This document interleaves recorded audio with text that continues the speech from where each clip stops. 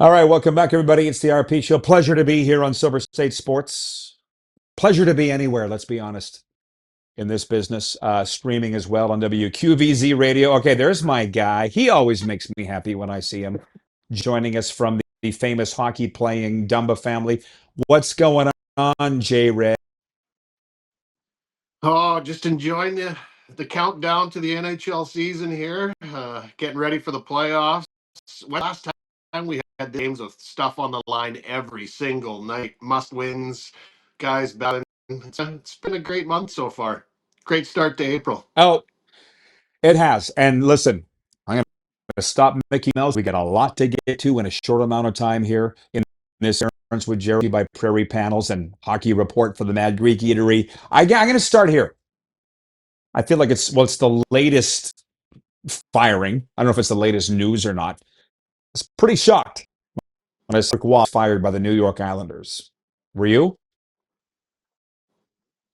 I was blown away. I mean, I see some people saying, well, yeah, 4 so two acted because they're right there in the playoff race. And I'm going, whoa, whoa, whoa, whoa. If you saw the job that Patrick Waugh has done with Matthew Schaefer, bringing him along, that's obviously your key piece for a lot of years going forward. And he's done a great job with the team too. I don't know if there's something else internal there, any other internal battles or so. I'm not saying that there was. I haven't heard it. Just that's where my mind goes, thinking, how can this fired? He's done such a great job, and especially with I thought he was going to be there to stay for years. I know Pete DeBoer is a great coach, and some people say, well, you want to get a hold of him right away. So I don't think he's going to, hold Matthew Schaefer back at all. I don't think anybody really could. But yeah, I was very surprised to see Patty walk at the gate there, especially when he did. Do you think they're trying to mimic the Golden Knights? I mean, they say it's a copycat league. Is this an 100%. example of that? 100%. I just said that yesterday to someone, Roddy. I said, it doesn't matter what it is in life, whether it's sports, hockey, baseball, corporate life.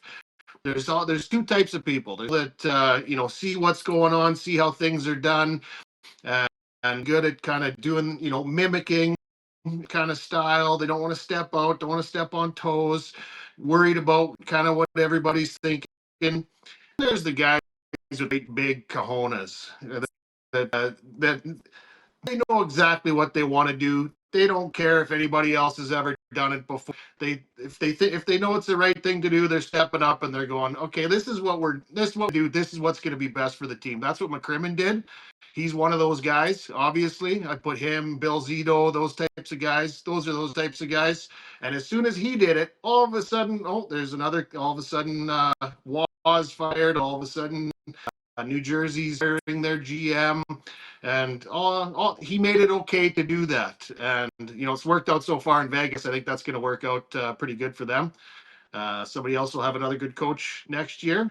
But yeah, definitely, I think everybody just from there right away and then setters. Well, it's funny you say that because, well, they're 4-0 going into Seattle tonight. Probably going to be 5 of them. The Kraken, Ron Francis, they tied at Kim, so we'll see if that spurs the Kraken or not. I'm not sure. But I heard on NHL radio the other day, which I think you listen to a lot, they said that the best years in Philly, 30 years, when Tortorella was the coach and Carter Hart was the. And guess what, baby? They're together in Vegas. Like, come on. Yeah. It's offensive. It's offensive for anybody to think Kelly McCrimmon didn't know what he was doing here or that he wouldn't have done his research. If we're just getting onto it, Kelly was on it. Oh yeah, Kelly was on it 2 years ago.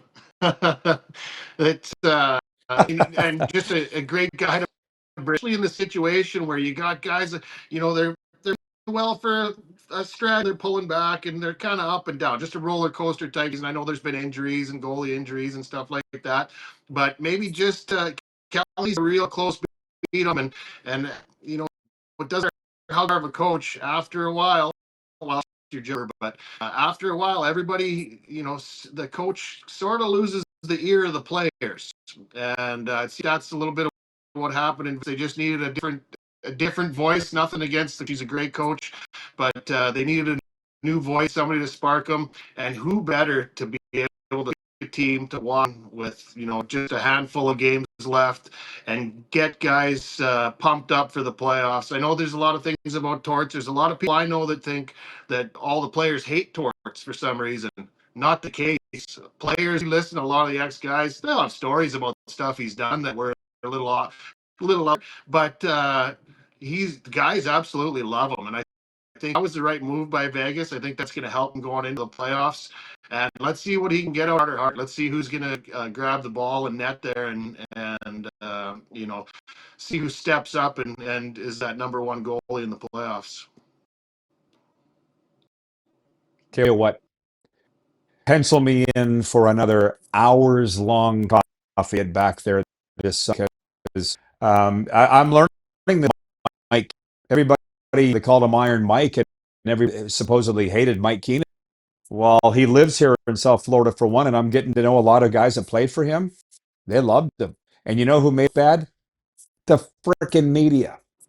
Like I'm getting to the end of my rope, Jared. People that are unfairly maligning people because they have an agenda. That's why I say we'll talk about it over coffee. We won't waste his time here because you got an Yeah. Austin Matthews jersey on the wall. I want to take on the Leafs GM search because, frankly, I got nothing against Sonny Meta. I see him in the Panthers game, the assistant GM of the Panthers. He's a numbers analyst guy. He never, from what I can tell, I don't know whether it matters or both the Devils and locking him about being in their name. I want to know how you feel about that, or who you think should be the next GM of the Leafs, since that's your team. Well, you know what? I'll just say it's a little bit tough to make out the first part of what you're saying there, but I'll tell you who I think should be the next GM of the Leafs, and he just left Buffalo, Kevin Adams. I think they should. You know what? Here's why. I think they need a little bit long. I don't think it's going to be a quick turnaround. I think they're going to need at least a few year turnaround. Either you tear it all the way down, which they're not going to do, and you'd have to get rid of some guys. I think Kevin Adams would be a great guy to come in there, take the lessons he's learned. He's got a little fire under his butt. He's got. That's got to be really tough watching the team that you built turn around and all of a sudden be in first place in the division. And Kevin Adams is a good GM. This didn't turn out for him, but that's the guy I'd be looking to. Who knows who they're gonna go for? But if it was up to me, I'd be looking his way. You know what? You're the second guy that said Kevin Adams, but you're the first guy that's explained why. And that makes a really good point. But what I was bringing up earlier was they're talking about Sonny Meta. He's the assistant GM with the Oh, Panthers, and he's a numbers guy. Look him up. Look him up. Sonny Meta. I mean, I don't know him. I've never had a conversation with him, but I see him every game. He's a nice guy. He's an analytics guy. He's a former professional poker player. But I'm just getting nothing about Sonny, but I'll say this. Where I think we've got in a lot of trouble in sports and media is putting people in leadership roles that have never been in that position. I would have a tough time as a player answering to a guy that never played the game. I have a tough time as a broadcaster answering to somebody who's never been or has no freaking clue about the business. I'm not saying Sonny doesn't. I'm just saying I would be hiring a yeah. hockey guy. That's just me. Yeah, in my opinion, Rod, guys like that should be brought in as assistant. I'd have no problem with him being one of the assistants to the GM. A role like that. But yeah, you need a hockey guy that knows what he's doing. You got to be able to watch the game. It's one thing to look at the numbers and say, well, this guy's got this many goals. This guy has this Corsi and all these advanced stats, and say, well, he's got to be the guy. We should give him this exact amount of money. Sports doesn't work like you got to be able to watch. There's other things, you got to be able to watch and see who shows up in the big games, who shows up at the right times of the games, who's got heart, who shows up in the playoffs. What pieces do you need? Not just on what they do with their stats. Who's going to fit into this puzzle? What are they? Have this type of guy and this type of guy. We can't have this type of guy. We need this type of guy to fit in. You have to room and kind of get the dynamics of a room to be able. It's tough. You got to get the dynamics of a hockey team to be able to understand all that stuff. And to me, those guys never in a lead role, in my opinion. A great guy, great at what he does, but those numbers guys and the advanced stats guys, those should be add-ons to a hockey guy to help him out if he's some tough decisions or just wondering some background numbers type thing. Yeah. Well, they've won two Stanley Cups with Sonny here. I mean, he's very great at what he does. I'm with you. There's a role for it. Should it be running Yeah. your team? I don't know. We'll find out with the Leafs. But anyways, there's a lot of people tuned in. New viewers here. Jared Dumba with us from the famous hockey playing Dumba family. He's our NHL analyst. Here's a fun one for you. I said your team can't win the Stanley Cup, and clearly looking over your shoulder, your team is not going to because they don't have an invitation to the dance. Who would you like to see win the Stanley Cup? Who would you like? I've said Edmonton only because of Connor McDavid. Who's yours? Yeah. Um, I that's the first team that comes to mind. I'd have to say McDavid. You want to see McDavid just cement his name with all the greats. There's a couple of other you'd like to see. It'd be neat to see a Carolina slip in there, but they've already got one recently. I don't know. You just want to see Draisaitl and get their name on the cup and cement their name. I'll tell you who I don't want to see win the cup this year. Can I tell you who I see? I don't want to see the Montreal Please. Canadiens win. And here's why. Showed up to the table. They just sat down at the table. And if you look, I mean, if they make the conference finals, which they win, if they get on a run, they win. If they could, like I said, they just showed up to the table. The waiter hasn't even brought out the water yet. Never mind the bread or the appetizers. They're just barely even. Guys are going to be around pushing for a cup for the decade, the way that team's built. And I know I've said it before, but I'll say it again. You look at all their guys are so young. They got a young cap. Stars are young. They're just finding their foot. A lot of them aren't even at the pinnacle of their career here. And then you've got more guys coming in like this Sharif kid that's in the KHL that's doing this year exactly what Demidov did last year in the KHL at the same age. You got this Peckford kid who scored 800 million goals as it's been in the NHL. I mean, you look down there, you look at who's coming for the Canadians. They're going to have their pick of the litter every summer when it comes time. Great city, everybody wants to go to Montreal. That's going to be a tough one to crack the rest of the league for a lot of years. So that's why I don't. That's the only reason I don't want them to win this year, because they're going to be in it every other year from now on till you and I are in a nursing home. Well, they are by far the best young team in the NHL. But a lot of viewers that wrote in here said Buffalo is the team they would like to see win the Stanley Cup. And for all the reasons you just said, I'm like, no, no, no, no. They're too new to the party. Yeah. They're not as good as Montreal. They're good. And they have serious top end talent. But they're not as good as Montreal. The thing I like about Buffalo, why I could see them if they go head to head with Montreal, I could see them winning. Is they've got that little bit of snarl, that little bit extra toughness. I know Montreal has some of it too. Just seem to have that little bit of extra toughness, like Florida had team toughness. Not that they're going to drop the crap out of anybody, but they got that team toughness where if something happens to one guy, Eddie's there. You don't even. Doesn't matter if it's Benson at what is he 5'8", or if it's Thompson at what 6'4", 6'5". They're all, no matter how big they are, they're all in it together. And I could see Buffalo doing a little push. I didn't think about it.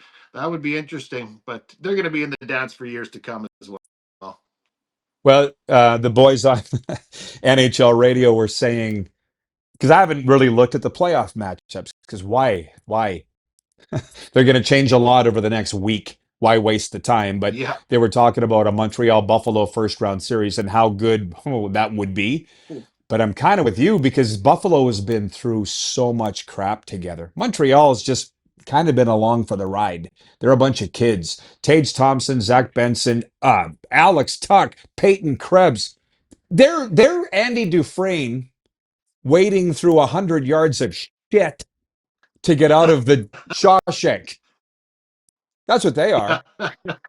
Yeah, they're a little more. I know a lot of people are saying, well, they don't have any playoff, they don't have enough playoff experience, but they have a lot of other experience. You know, they're. I think they'll be a little bit hungrier than a lot of the young guys. Montreal's. I'm with you. Montreal's just getting into the lesson learning part of it. I know they did a little bit last year. I think they might win another round this year, but it doesn't matter. They got a lot of time to go.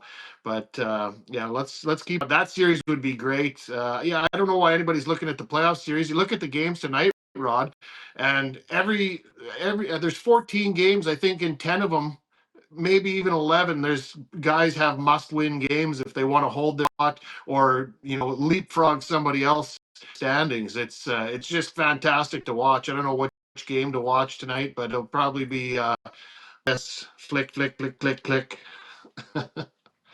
Well, Tampa Bay and Montreal is probably the one. Montreal's got 104 points. I think Tampa 102. It's the one Yeah. I'll be watching. I'll put it And that way. Montreal's got a game in hand too, I think, don't they? So that's Hmm. yeah. Hmm. Who's going to win that division? And Buffalo's sitting at 104 as well. So it's yeah, that's to win the division, get home ice. You look at even games like Winnipeg. Say Winnipeg, if Winnipeg wins out, they can sneak in there. I keep feeling like Winnipeg push it right to the end, like that's going to come down to the last game or two. I don't know why, but every single game, the really doesn't have a lot of. The only two games that don't really have anything on the line is the Flames, or Carolina and Chicago. Either game still love to watch, obviously because of Bedard, and just to watch the Avs do what they do. A lot of viewer questions have come in. I'll get to those after the break, but I'll just say this. We don't have time here, but with the lack of Canadian teams versus the new teams, Utah's going to be in. Looks like Anaheim's going to be in. There was one broadcaster here. I'll text you later who it was. I don't want to out him on the air, but he just goes, "This ain't good." He goes, "Can you imagine? It's Ron McLean reporting from Salt Lake City, Mammoth and Ducks, Hockey Night in Canada." Not good. It might not be good. What do you think? Yeah, I don't know. You know what? It's not good for cities, and you want to see the Canadian cities. Obviously, the cities themselves, they want to have playoff hot restaurants, all the revenue it brings in, arenas, gates, and all that type of stuff. Just purely as a hockey fan, I care less. Because most of that boils down to money. The Canadian teams will be good again.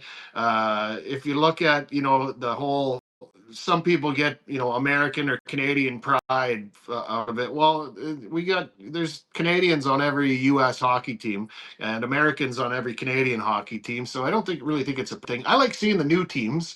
Obviously, you want the more Canadian teams in, but let's see if Edmonton can't go on a run. It'll be real tough this year, but let's see if they can't go on one. Our time. Perfect timing. Great job, Jay Red. We'll be right back with your comments and a sports update right after this.